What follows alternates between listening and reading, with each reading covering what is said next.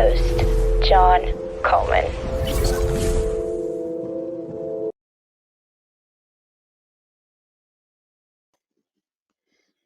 Hi everyone, today I'm talking about part-time Scrum Master, full-time Scrum Master. One thing I need to say before we get started is nothing really is context-free, so whatever I say, maybe you need to take it with a massive pinch of salt, because context is king. And obviously what's going on in your situation, I don't really have information about what's going on in your situation. I can just kind of give general kind of tips, if you like. So just talking about Scrum Master, is it okay to have a part-time Scrum Master?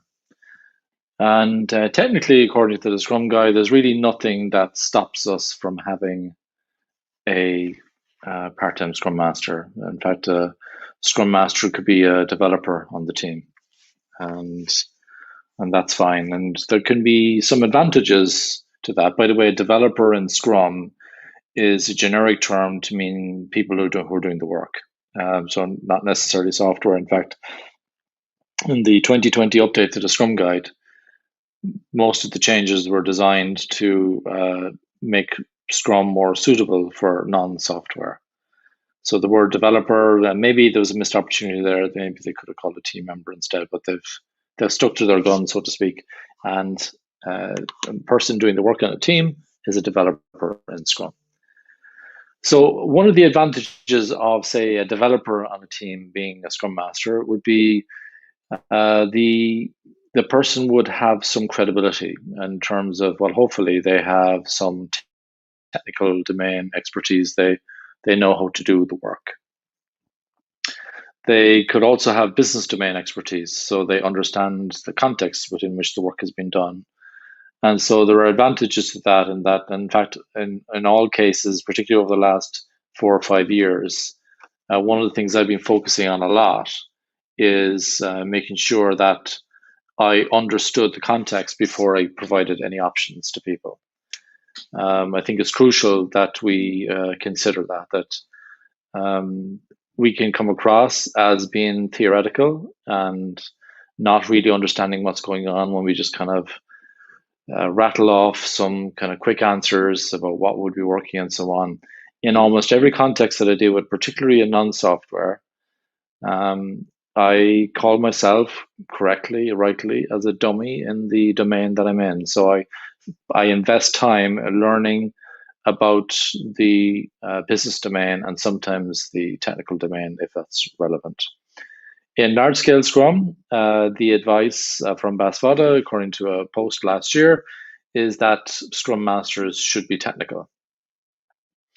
Particularly, I would say, when the domain has risk in terms of people dying, people getting hurt, or a lot of money getting lost, people getting hurt in lots of different ways. If you don't understand what risks you're sitting on top of, I think most agile leaders really need to understand what they're sitting on top of, and therefore, agile leaders really, and including Scrum Masters, in my opinion, should be technical. They should understand. They should understand what's going on. They should understand the work and so on, but not to the extent that their skills getting more and more obsolete as they do more and more Scrum Mastery. Not to the extent where they're now actually slowing down the team because actually their skills aren't kind of where they were. You just need to be technical enough to understand what's going on. You don't need to be kind of down into the nuts and bolts and so on of the work. So there are advantages to a member of the Scrum team, a developer in particular, being a Scrum Master because of hopefully their knowledge of the technical domain and their knowledge of the business domain are ideally both domains. So there's an advantage to that. There is a little bit of a problem though, because essentially the Scrum Master role is misunderstood. It's understood by quite a lot of people. And I see lots of job specs out there. I don't see them so often, but I'm kind of made aware of them and people kind of post about them on LinkedIn and so on. where they're expecting the person to be essentially an agile project manager. Now, first of all, Scrum is designed for product development, not project management. And some people who have project management so ingrained in their being that when they hear the word product, they actually conflate it as though it means the same thing. That can be problematic. And I like a quote that Bas Vada said in a 3-day certified less practitioner class a few years ago. He said, "A product does not have scope." Think about that. A product does not have scope. A project has scope. So a lot of people think a Scrum Master is an Agile project manager. In Scrum.org and less, the position is that the Scrum Master is not a coordinating role. The teams can self-manage, and if there are many teams working together, they can find ways to talk to each other. And unless there's guidance under the general mantra of just talk, there's a bit more to it than that. You might send a scout to another team. You might get people to switch teams, called travelers, asking permission to switch teams, not changing teams every sprint or that, but maybe once or twice a year, maybe switching things up to keep the thinking fresh in the team of teams in the product group. And there are various other techniques in software development, for example, using trunk-based development. And so you get these metaphorical smoke signals. So I can see that someone else is working on something and I'm not kind of creating this little cocoon where I'm kind of doing work independently, but actually I need to really collaborate with that other person. But in non-software as well, there is really no coordinating role in Scrum. According to Scrum.org or less, it's not a coordinating role. But a lot of people expect the Scrum Master maybe to be acting like a police person or a secretary for the team, taking notes, taking meeting notes and minutes and all that kind of stuff, and maybe booking meeting rooms and maybe even being the jockey for all the reports. Some people use electronic tools and kind of bowing at the altar of command and control and giving the beautiful dashboards to the higher ups when actually the higher ups should really be visiting the sprint review to find out what's going on. Also, I would say another misunderstanding would be facilitating to the extent that the team is no longer self-managing. Sometimes the team might ask the Scrum Master to facilitate some events, and that's completely okay. I would hope, though, that with a really good Scrum team, the product owners maybe facilitating topic 1 of sprint planning, where you talk about the why, the sprint goal. I would hope the product owner kind of backs off a little bit, where the developers step in and say in topic 2, where they select the product backlog items that they're going to work on in the sprint. I would hope the developers will be doing that in consultation with the product owner, informed by the intended sprint goal. And I would hope the developers would be looking after topic 3 as well, creating the rest of the sprint backlog, breaking down the product backlog items and trying to understand what needs to be done. Maybe doing some last minute refinement. I hope the developers are facilitating their own daily Scrum.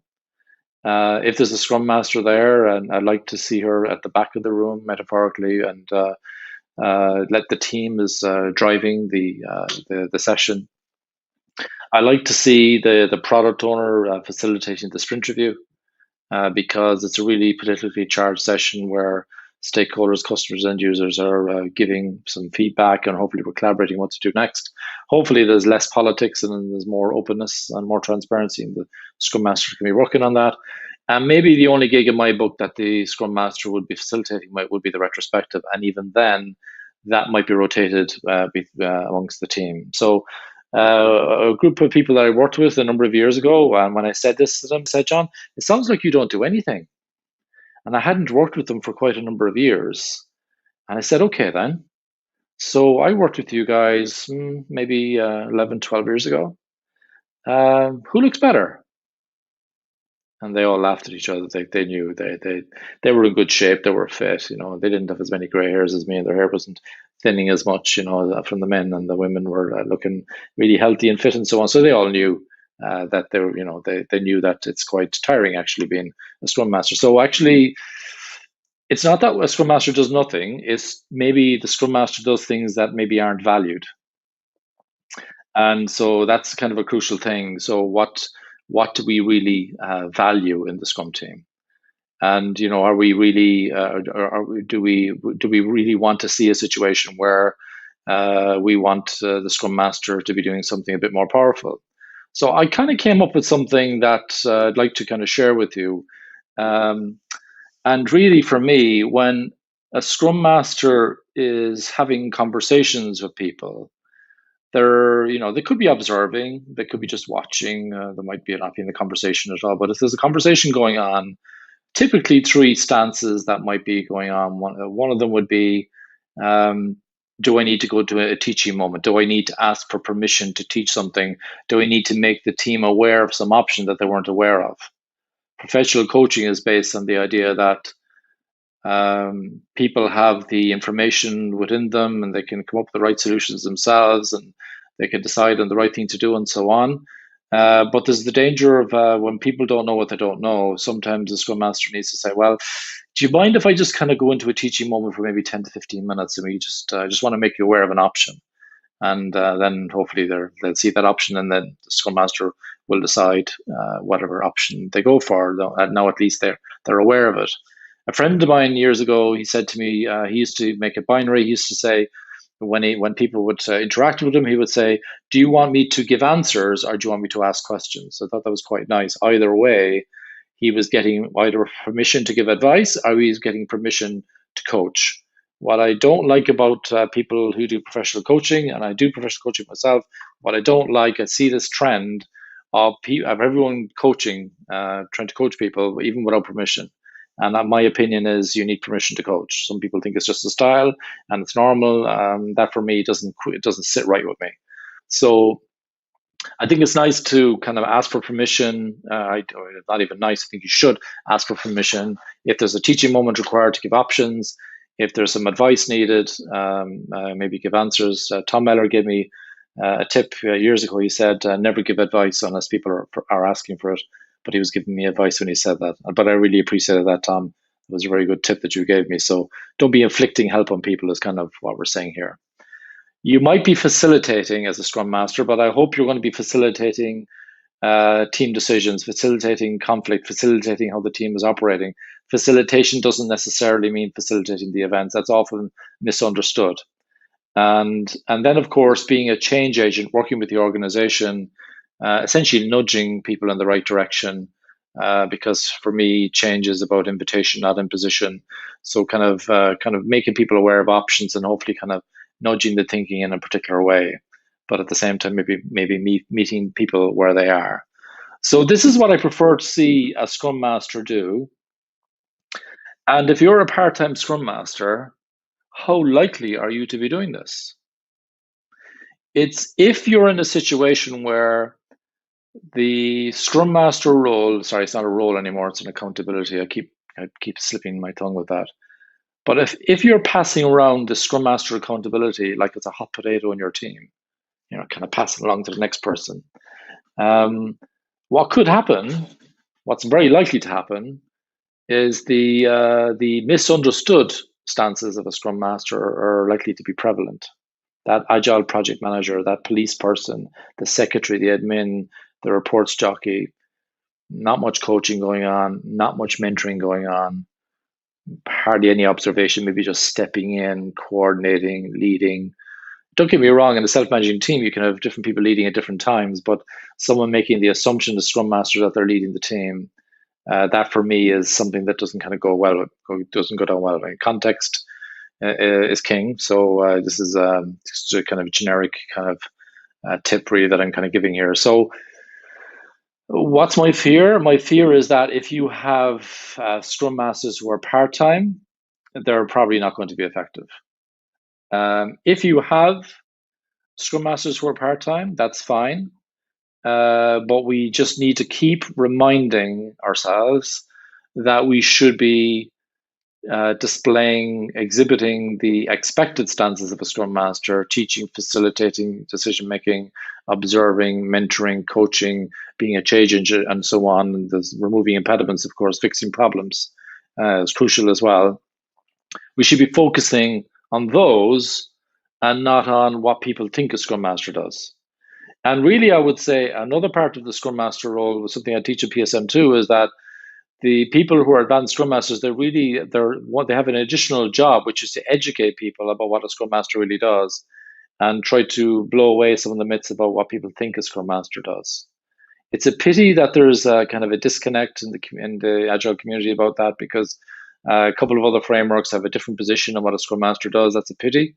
But the Scrum.org view, the less view is a Scrum Master is not a coordinating role, and unless it's one of the rules that a Scrum Master should be full time, and I actually support that. And you might be saying, well, how many teams does a kind of Scrum Master have then? Michael James, a fairly famous Scrum trainer, and he's got lots of really nice videos as well. He's contributed a lot to the community. Michael James has this one-liner where he says, a good Scrum Master can deal with up to 3 teams. A great Scrum Master can deal with 1.